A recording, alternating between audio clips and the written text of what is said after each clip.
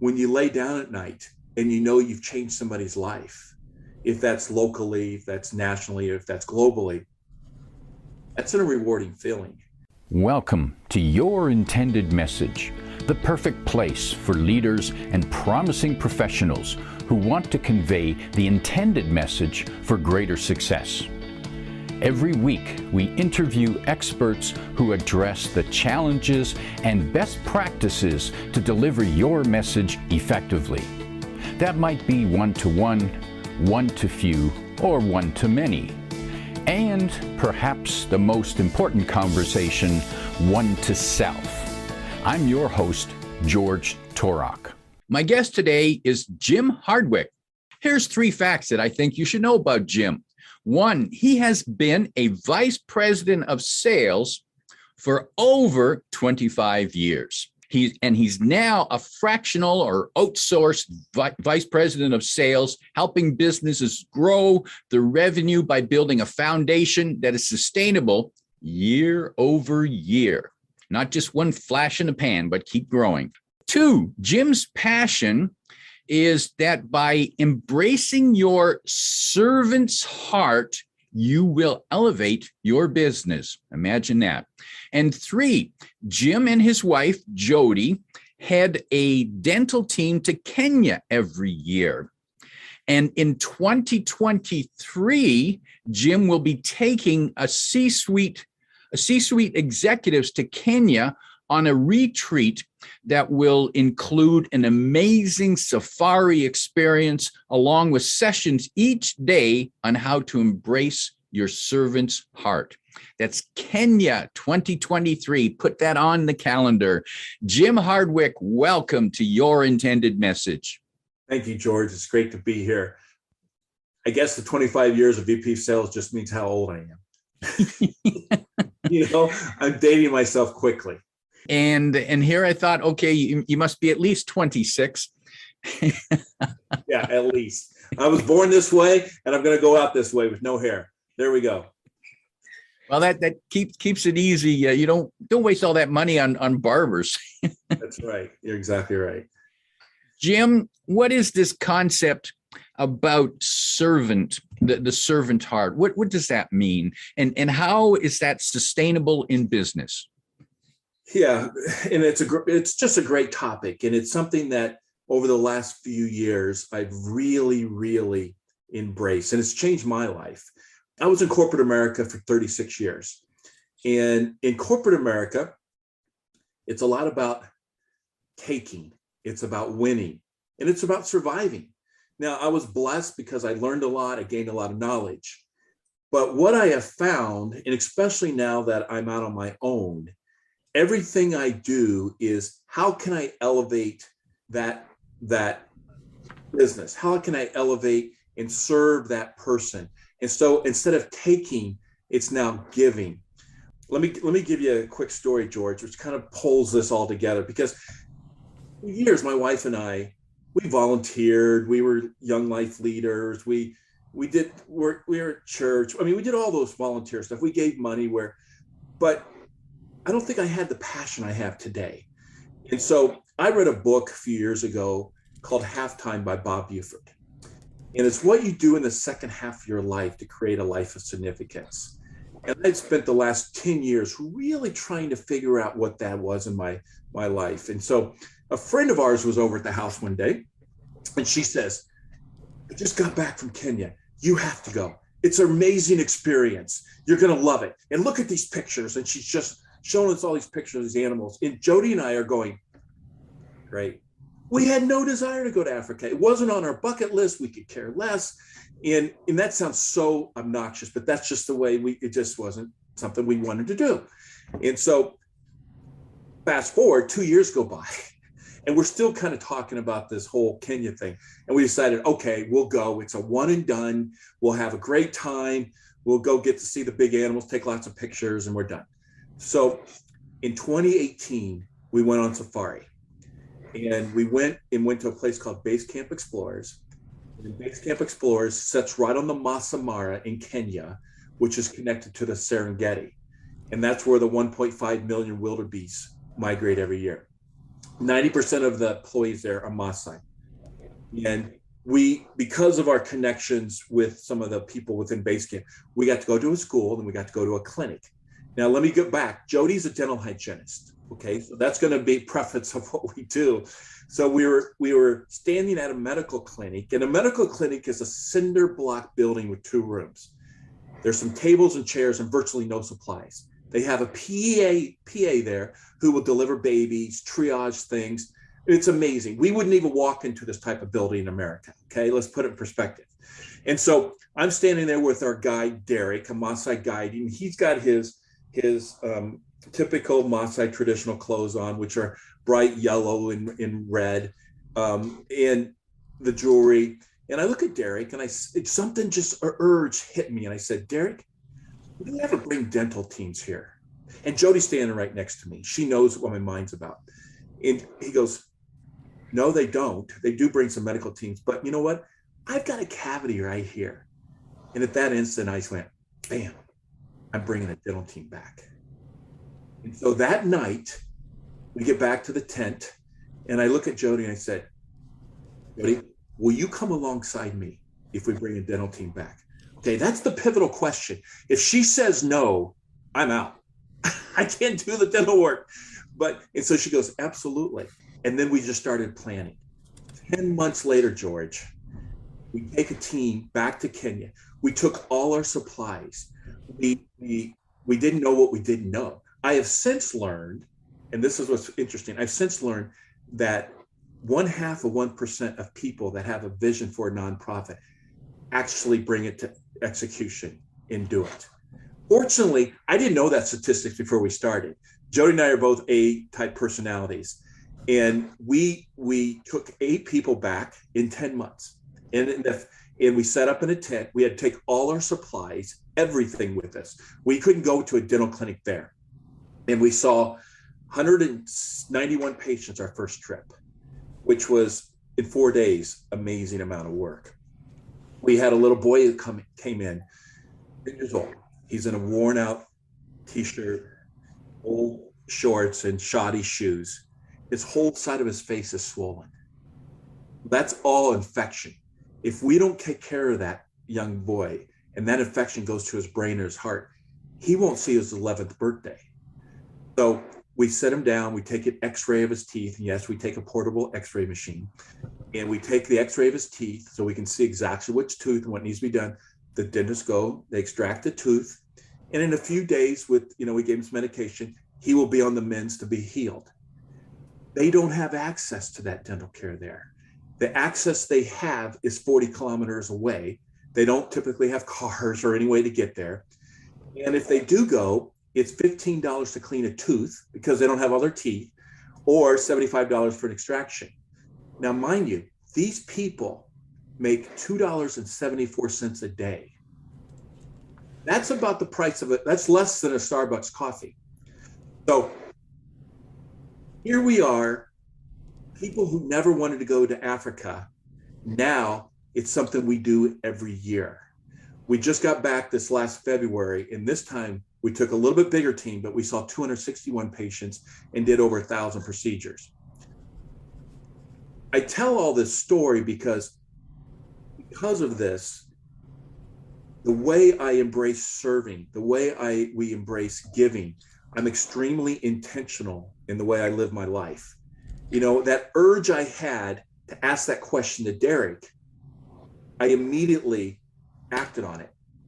5 years earlier, I would have had that thing with Derek because it was a warm fuzzy at the time. And then I would have come back to the United States, life would have taken over, and I would have just been, I wish I would have taken a dental team to Kenya, and I would have never done it.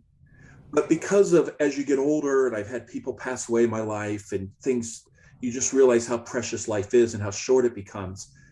That when you think of something, you need to be intentional about that. And that's where I parlay that into how I serve my clients, how I serve my friends, my families, my neighbors. I get people to say to me, Jim, I understand serving. Yeah, that's cool, but I can't go to Africa, right? You're doing this thing that's great. And they miss the point. The point is, You need to serve your neighbor, your community, lend an ear to somebody that needs help. Bring in the garbage cans for your elderly neighbor when it's raining. That's called service. And it's not hard. It's serving your employees as a business owner. And if you have employees, when's the last time you sat down and listened to them and actually listened? Not just said, how's it going? And let me tell you about my vacation.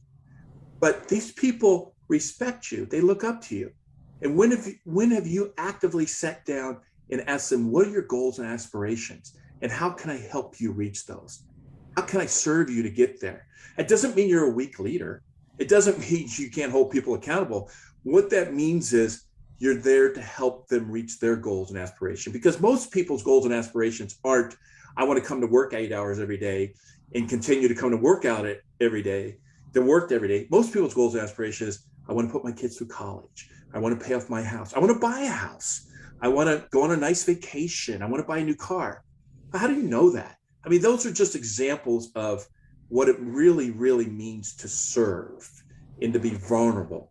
So I'll just stop right here because I know I've talked a lot, and see if you have any questions. Did you, and you mentioned the second half of your life, making it worthwhile. Did you go through a transition where suddenly you had this realization that, gee, I need to serve more. I haven't been doing enough of that. Was there a transition?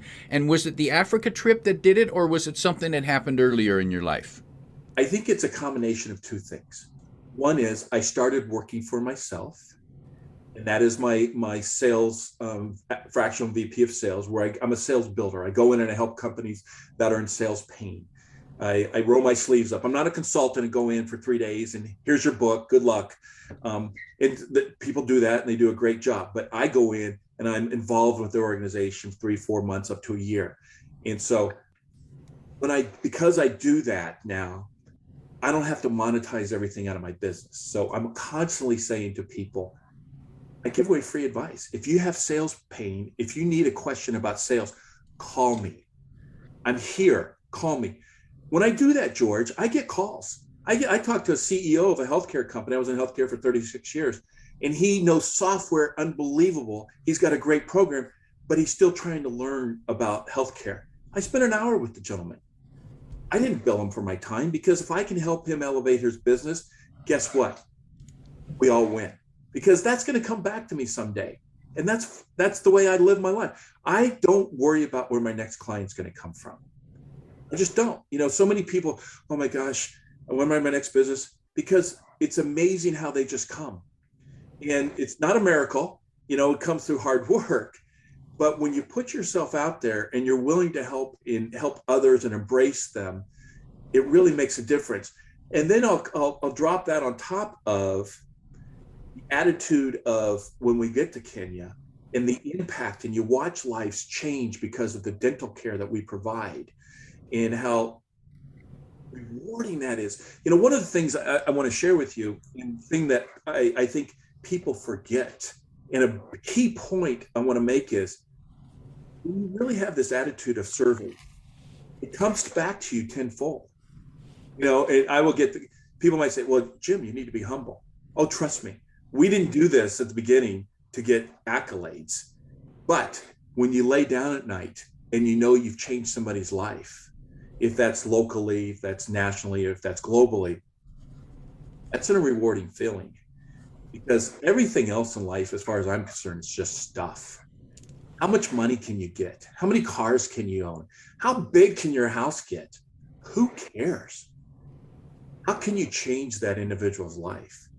How can you mentor to somebody and help them and lift them up and just give them 30 minutes of your time?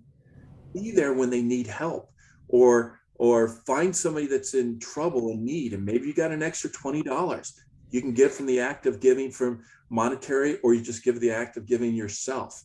And that all makes a difference. So those two things, George, have come together just to embrace how it's really been changing my life. And I will say that my wife and I are on the same page, because she's let's call her a dental angel. She is amazing when it comes, she's a dental hygienist. People will literally leave the state to move, but they'll fly back to Phoenix to get their teeth cleaned by my wife because she's that good. And she just has this special talent. And she was able to share that in Kenya. She shares that with their patients. People come in and they're just calmed by her. Let's call her the dental hygiene whisperer, right? So I'm great to have a partner that we're on the same page and we think alike. And I'm going to say this too. It doesn't mean it's always easy. What we've done, we've been in tears at times because it's just her and I. When you take 14 people to Kenya with over 600 items and you're flying halfway around the world and you're trying to navigate a third world country and you get through customs at 1:00 in the morning and they want $10,000 for a tax. And then you're negotiating the tax with the Kenya government, which is even more mind blowing that I'm able to negotiate and got it down to 5,000. You're just going, oh my gosh, right?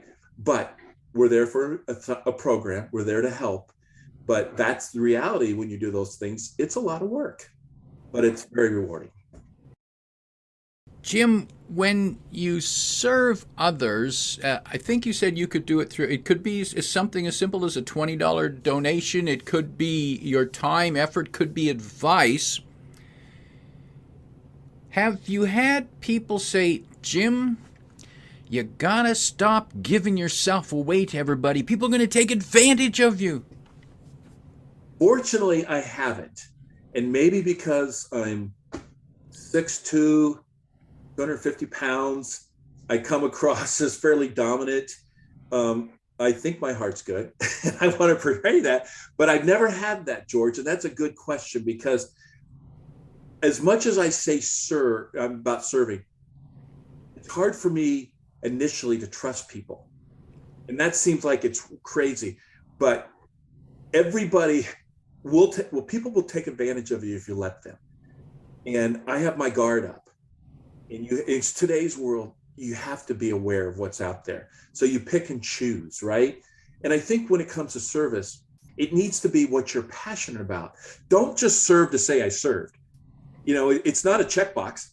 Hey, I served today. And I think that's probably, for many years, we served out of, a lot of things we wanted to and we felt called to, but there's sometimes you just serve because you feel like you need to, right? I need to serve. I need to support this person just because that's the right thing to do.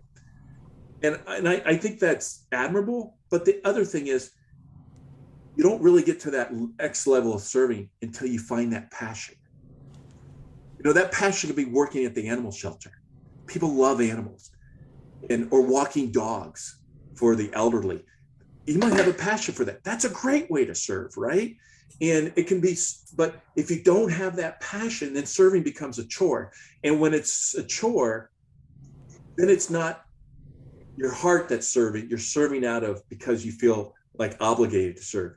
Once you find that passion, like we found in Kenya, again, the place we never wanted to go, it's amazing what transpires. And then when you start taking that and elevating, using your servant's heart to elevate your business, it's so rewarding. I was sitting at a function with a gentleman, and I was telling him my story. It was him and his wife and Jody and I, and I started telling my story, and he goes, "You know what?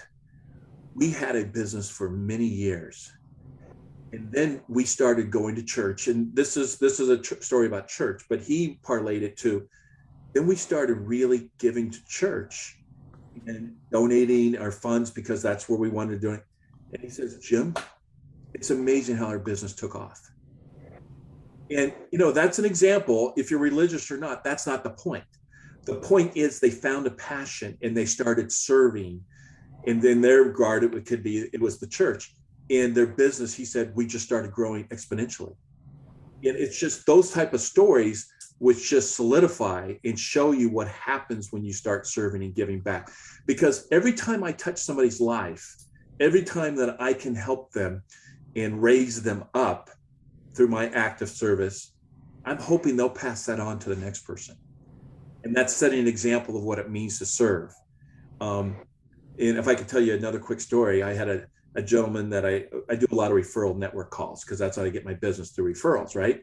And so this young guy was just started a company, and we met and we talked, and he just started as a sales rep, and it was an HR type of company, services, and he just started there. It was really his first thing in sales. He'd been in the operations side, and about 4 weeks later, calls me and says, "Jim, can I get on a call with you?" Sure, because I had offered him, if you ever have a question or need help, call me.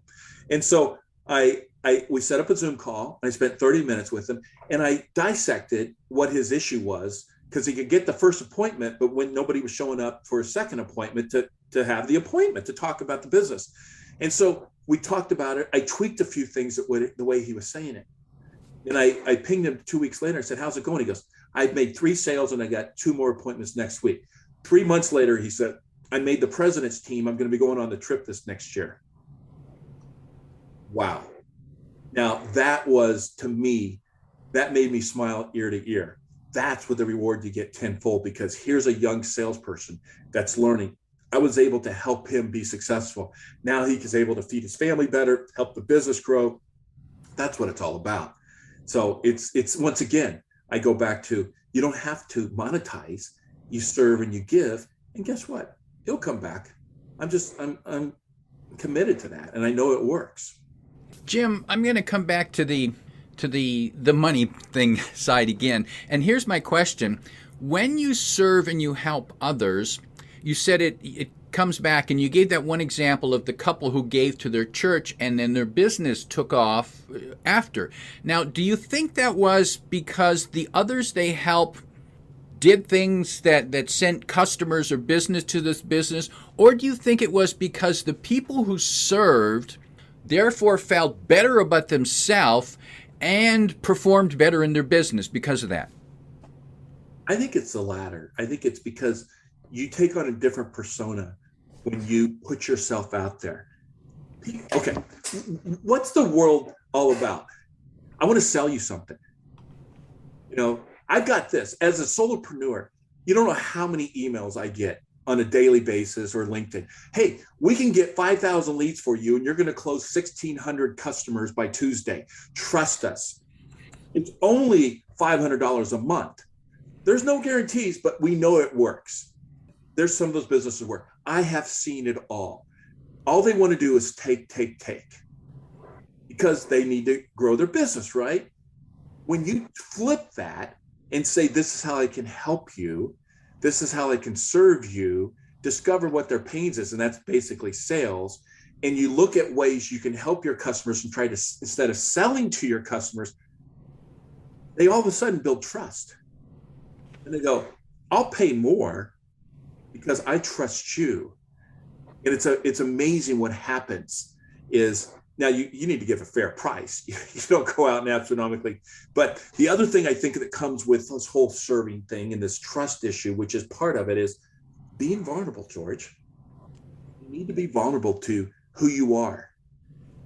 They need to see who you are, your character, what kind of person you are. When they see that, they'll embrace that. And I think that's the same way with your employees, when your customers. If you put this barrier up and it's all about, look how great I am, and look what I can do for you, that's not the direction we need to go. It's, this is me. Let me see how I can help you and work with you. And let's see if we can come together and then grow this together. And when you take that attitude, because it's a servant's attitude, it can be very, very transformational for both of us, for everybody. One thing I will say is, there's been books written on the servant's leadership, on servant's heart. What I'm talking about isn't anything new. What I'm trying to stress with people is embrace it and be intentional. We talk about it, but a lot of people don't take it to that next level and actually act on it, because life takes over. This happens, you get an illness. There's so many things that makes life difficult. And so when you have that whole feeling of what's important in life, and when you get that set, it really makes a difference. I am I will say blessed now that I work for myself. I'm having the most fun I've ever had in my life. I'm probably working the hardest I've ever worked in my life. So anybody's listening to this that has their own business, you guys know, and I value each one of you because it's hard. In corporate America, there might be 50, 400, 50,000 employees behind you. You can hide or you can be stressed out to the max very, very easily. When it's just you, there's only one person.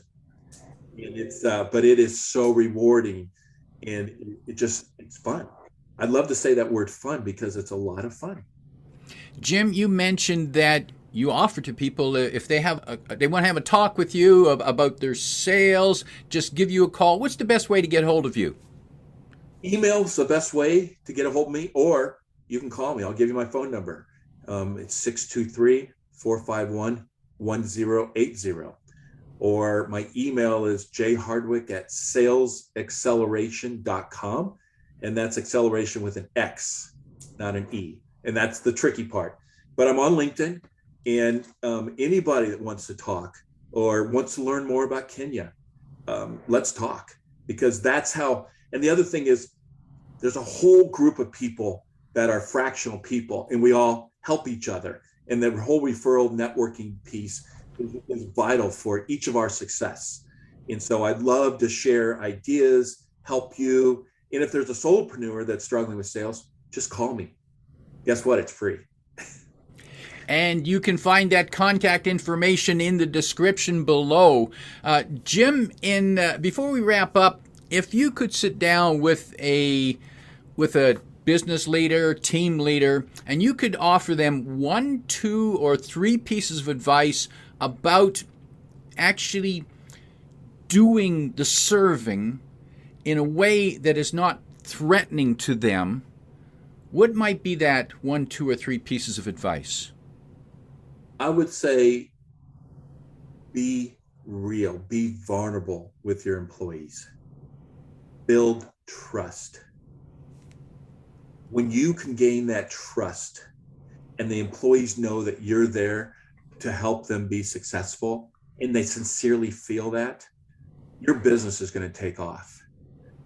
It's just taking that extra 2 minutes sometimes just to praise somebody when they've done a good job with recognition and you've acknowledged them. I've seen it a lot where, and this is not necessarily the case in small business owners, but for large corporations, where when the CEO walks in, the president of the company walks in, he can tell a joke and it might not be funny, but everybody laughs, right? Because that's the right thing to do. The important thing for those folks is get down on the level of your employees and understand what their issues are. Don't surround yourself with all the yes men. Be real, be out in the field, talk to your customers. It's your customers that are buying from you. If they're not buying from you, you better darn well figure out why, because ultimately it's your responsibility. So it's not hard, but people make it hard. It's that trust, it's that vulnerability, and then lead with passion and lead with that servant's heart. Valuable advice. My guest today is Jim Hardwick, reminding you that when you serve, it comes back tenfold. If you like what you heard, remember to like, comment, and share this podcast. Come back every week for more practical insights to help you deliver your intended message. I'm your host, George Torok.